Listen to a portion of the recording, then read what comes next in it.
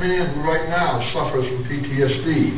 That's post-traumatic stress disorder. That is a mental illness that's brought on by a very traumatic event happening in the life of this man, who relives it in dreams and has reactions to it when he sees certain scenes.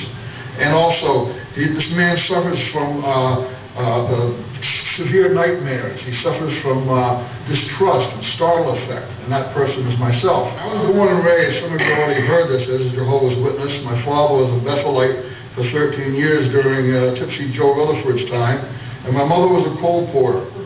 My parents and I lived in the North Bronx and often entertained the elite of the WatchTower, meaning Noor and Franz and George Couts, along with the branch servants from Finland, Erkki Ganghangba and Peter Wenzel, the South African branch servant. My parents also did extensive amount of translation of the Finnish language for the society. Some of it was done at home, and some of it was done at the Brooklyn Bethel, which I accompanied my parents. It was during one of these visits to Bethel that a Bethel family member sexually molested me or raped me.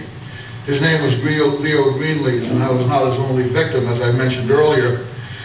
He was charged with similar activities with another young boy whose parents did bring charges against him.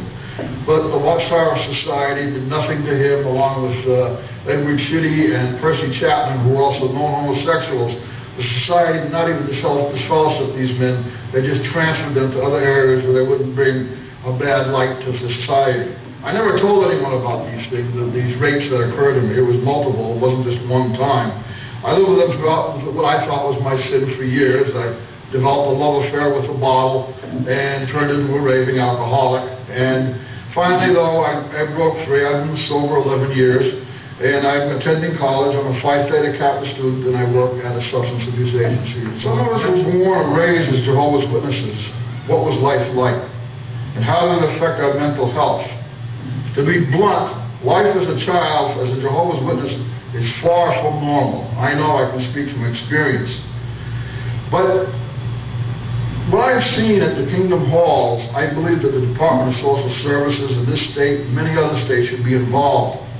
I have seen children as young as 2 be taken back in the Kingdom Hall, and you can hear them screaming from the beating that they're getting, because a little 2-year-old can't sit there for the 2 hours during the boring dribble that you're hearing from the platform.